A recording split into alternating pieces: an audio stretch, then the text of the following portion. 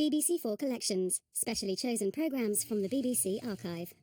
For this collection, Max Hastings has selected interviews with Great War veterans filmed in the 1960s. More programmes on this theme and other BBC4 collections are available on BBC iPlayer.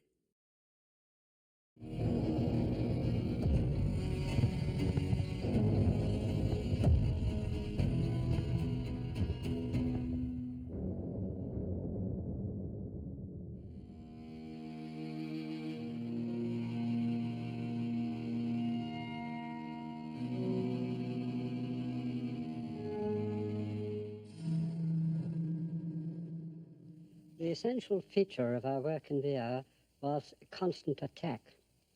Unlike the infantry, who had moments of quiet and occasional bouts of combat, every time we crossed the lines, we were engaged in combat. All our work was aggressive. And every time we went into battle. One of the most thrilling moments, I think, of my flying life occurred at Passchendaele. We had instructions that we were to attack ground targets, whatever we saw. No specific target, anything of the enemy within sight. We were told that the height of flight of the field gun shells was 600 feet maximum above the ground. The guns were ranged practically wheel to wheel along the front on which we were engaged. Our task was to fly into that tunnel below the flight of field gun shells, look for any target we could see, any Germans in trenches, any machine gun posts, anything at all, shoot it up, fly through the tunnel, and come out the other end. We were warned that we must not try to fly out sideways. If we did, we would almost certainly meet our own shells in flight and be brought down by them. That would apply whether we turned right or left. Once we entered the tunnel, there was nothing for it but to carry on and go through to the very end. We flew in pairs, and I led, being flight commander. I and my companion flew to the south of the tunnel, turned left, entered it, and instantly we were in an inferno. The air was boiling with the turmoil of the shells flying through it. We were thrown about in the aircraft, rocking from side to side, being thrown up and down. Below us was mud, filth, smashed trenches, broken wire, broken machine gun posts, broken limbers, rubbish, wreckage of aeroplanes, bits of men. And then, in the midst of it all, when we were flying at 400 feet, I spotted a German machine gun post and went down. My companion came behind me, and as we dived, we fired 4 machine guns straight into the post. We saw the Germans throw themselves on the ground. We dived at them, sprayed them. Whether we hit them, we didn't know. There was no time to see. There was only time to dive and fire, climb and zoom, and on to the next target. There we saw a number of the grey-green German troops lying in holes that were battered trenches, that had been trenches and were now shell holes. We dived on them, fired, and again we were firing at a target which we could not assess. We were being thrown about, and again, a third time we dived on another target, and our ammunition was finished. We flew on rocking out of that inferno, out of the tunnel, and escaped, turned left. And I felt that never, at any time, had I passed through such an extraordinary experience, an experience when we ourselves were shut in by a cloud of shells, over a heap of rubble, mud, filth, destruction, and real damnation on the ground. And there we were in the midst of that inferno, shooting at men who cast themselves into the mud to try and escape our bullets. And as we came out of it, having taken not more than 10 minutes in the passage through that tunnel, I felt that we had escaped from one of the most evil things that I have ever seen at any time in any of the flying that occurred to me during that war. Passchendaele brought new responsibilities to us. We had a variety of tasks to perform. They were detailed for us. We were not freelance. We were sent out on distant offensive patrols or close offensive patrols at stated heights above the ground. Their object being to attack any enemy aircraft that we might see, and they involved us in combats. At other times, we were sent out on ground attack patrols, and sometimes we were sent to escort artillery observation machines carrying out shoots for the gunners. One of the combats which I was involved in was of particular interest to me personally, because I used tactics which I had evolved myself. I decided that the only way in which we could ensure that our camels would be above the Germans when we met them was to give them a false idea of the height at which we were flying. So I decided to make 3 sweeps over the enemy lines, returning each time to our side and climbing before making the next sweep. I swept over on the first sweep at 11,000 feet, and we saw no enemy aircraft at all. Coming back, I climbed for 2,000 feet and swept over at 13,000. And again, we saw no enemy aircraft. On the third sweep, I went 2,000 feet higher and crossed over at 15,000. And when we were well back behind the German lines, well away from the trenches, we saw an enemy fighter squadron coming up. 8 Albatross scouts with their noses pointing up at us, climbing for all their worth to try and reach our height. But we had succeeded in getting above them. When we were within striking distance, we still had 300 feet in hand, and we went down on them straight away. I led our 6 camels straight in amongst them, singling out the leader for myself, and went for him with both my guns blazing. The other camels on either side of me each picked out one of the German aircraft. I dived down and shot that fellow and went on past him down below. Next instant, I found an enemy aircraft on my tail, and I heard the machine guns rattling, and splinters were going off the rear spar of my camel just inches above my head. I saw the center section rip up, and I turned and swerved and got out of his line of fire and back into position, back into the fight. Within 2 minutes of the beginning of that fight, there wasn't an enemy machine to be seen in the sky anywhere. And some little distance away, 22 Squadron flying Bristol fighters was passing not far from us, and they reported that they had seen one of those German machines go down in flames. That, I believe, was a German leader. Every other German machine was completely scattered. Our formation reformed, got back, finished our patrol. We had used up almost all our ammunition. When we returned to the airfield, every machine returned safely, and not one of the other aircraft was damaged. My center section was soon changed, and the aircraft was ready for flying again within a couple of hours. That was one of the most successful snap combats in which I was ever engaged. There were others, of course, which lasted very much longer. The longest fight was a running fight which lasted for 23 minutes, engaged against the Richthofen Squadron. That was a running fight to enable us to get photographs of Menin Railway Station for Army headquarters. We escorted the photographic machine back safely, but, unfortunately, in doing so, we lost 3 of our own aircraft, 2 of which went down in flames, and we were only able to bring down 2 of the German aircraft on that particular occasion. During this fighting, there was undoubtedly a sense of chivalry in the air.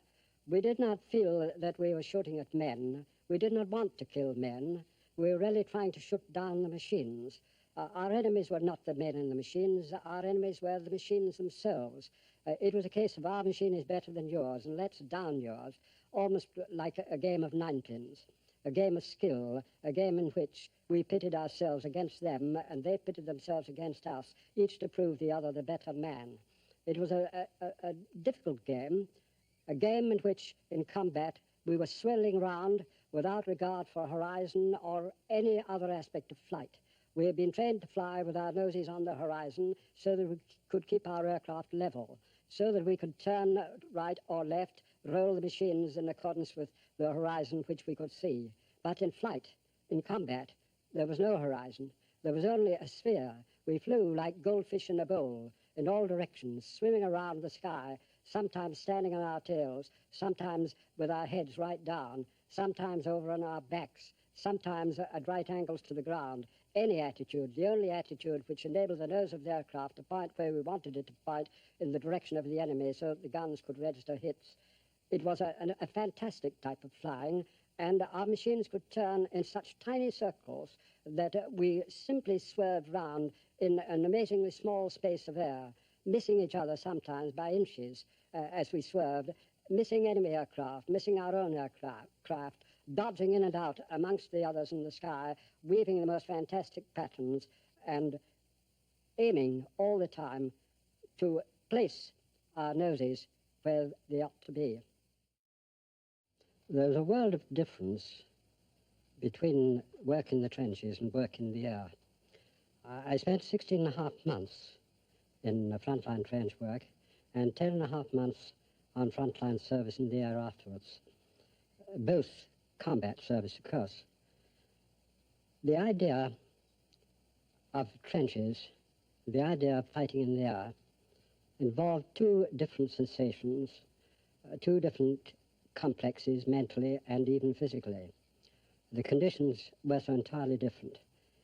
In the trenches, on the ground, one had the comradeship of men all about one. One knew they were there at a moment ready to support one. They were a moral support as well as a physical support. One had the sense of communication with them. One could speak to them. They spoke to one.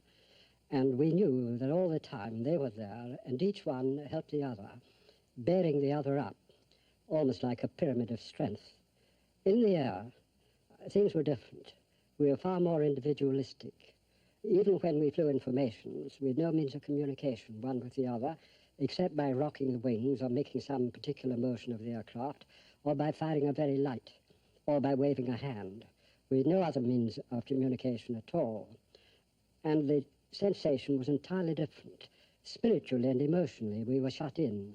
We were self-contained individuals. We did not have the feeling of a community spirit that we had known on the ground. And everything had to be thought and action on the part of the one individual. He was entirely and inseparably alone. Even when he looked outside and saw the known machines beside him, even then he still felt himself shut in this machine, responsible almost entirely for himself and every action. In combat, it was the individual in the machine who had to make the decisions, not the man outside. It might be that the leader led others into action, but once action was joined, every man had to fend for himself. On the ground, on the other hand, you had the sense of all men working together, going over in a line. You were not separated, you were not individuals, you were one of a multitude, acting as a multitude acts. And there was not the same sense of being thrown into spiritual and emotional isolation as we found in the air. On the ground, we had the comradeship of the men around us. We had the intimate society of being thrown together all the time, both in the line and out of it. In the line, one had the constant support of the men who were beside one. One knew that they were there, they would back one up, and one would back them up. And we had a feeling of community, a feeling that we were all together in the same thing, each helping the other, each one the intimate and immediate companion of all the men about him. In the air, when we were flying at that time, there was no question of any contact with the ground. Once we left the ground, we were individual and alone.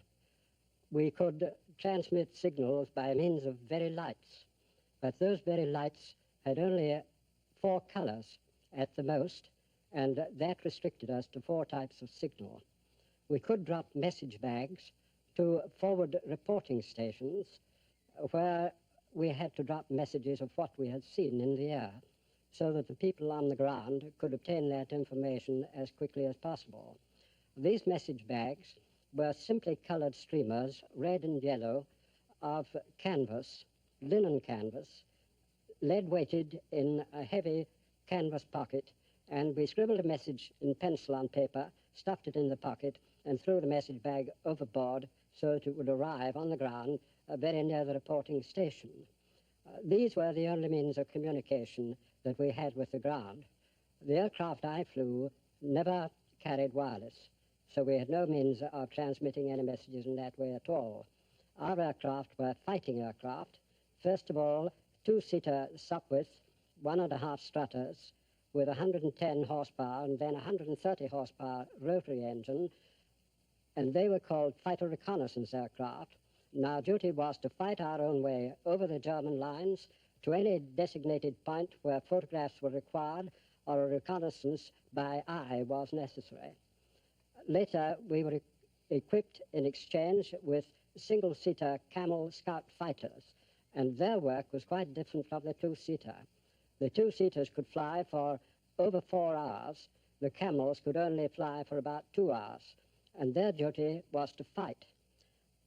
The extraordinary thing, in my experience, was that in all my time in France, I never met a German scout on our side of the lines.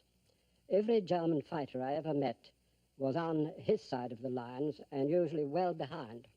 We did find German reconnaissance aircraft come over our side of the lines very high up and very difficult to attack because of the extreme height at which they flew. I found that in the trenches we lived a totally different kind of life from that which we knew in the air. In the trenches, we had work to do day and night. We had vile conditions. Sometimes in the summertime, the conditions weren't too bad. When we took over from the French on one occasion down south, we found ourselves in trenches cut out of solid chalk. And in front of us stretched 800 yards of open ground between our trenches and the German. And that open stretch was scattered with red blossoming poppies, a very lovely sight. The French, we learned, did not believe in getting close until they wanted to attack. Our policy in the British Army was always to close up as fast as we could and get into immediate contact with the Germans. No sooner did we take over from the French there than we started to sap out, dig out trenches, throw out forward lines and gradually close up until we were within contact with them.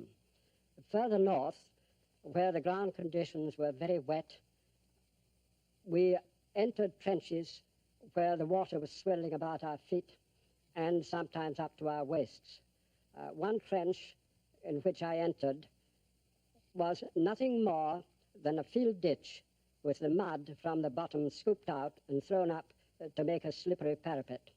As we marched up that trench and up to the observation post that we had to man, the water was running past us, rising higher and higher until it reached our chests. When we reached the observation post, there we had to place tables and chairs on the ground and stand on the chairs and tables to keep as much as possible of ourselves out of the water. We found in the winter, when it froze, that our difficulty was to prevent frostbite. We could find even our gumboots filled with water, and in the morning, sometimes, we could not strip them off because they were frozen to our feet. Frostbite in the feet and trench feet were the enemies of the infantrymen in the front-line trenches. In the air, the airman faced frostbite on his face and hands, not on his feet. We were warmly clad in the air, and except for winter clothing, which was issued to the troops in the form of sheepskin coats or leather jerkins, we were not warmly clad in the regiment I was in, which wore the kilt. We wore a kilt, and we had no protection under the kilt at all. We were bare under the kilt, and when we came out of muddy trenches, our kilts were caked and plastered with mud that dried as we marched along, and as we moved back to our billets behind the lines, we found the swinging kilt rubbing on the back of our thighs and the back of our knees until the caked mud and the kilt cut the skin and made our legs raw at the back, gradually erasing the skin by minute cuts every time the kilt swung. We had no such experiences in the Flying Corps. In the Flying Corps, we lived in comfort on an airfield some way behind the lines. We had a comfortable mess. We had regular night's sleep, unless we were disturbed by bombing, which was not very frequent. Flying in the war bred a new type of man, a man whose attitude to living and fighting was distinct from that of any other men in the war. We who fought in the air had to fight two things. We had to fight the element we flew in frail machines, and we had to fight the enemy. We had tremendous isolation that drove us in upon ourselves, and it was only when we were on the ground, in our messes, enjoying the companionship we had there and the music we had on our gramophones, that we felt again the companionship of other men. It was, I feel, the tremendous isolation in the air, the fact that we were continually on the alert, both for the safety of our own aircraft in stormy weather and against the enemy whom we had to fight, and the fact that we had to look in front of us, above us, around us, behind us, and below us. We had to develop an entirely new sense of sight, of vision. The enemy might be anywhere. On the ground, the enemy was ahead. In the air, he might be anywhere. And so we had to maneuver. We had to live an entirely different kind of life. We had to live a life within a sphere instead of a life which was horizontal on the ground.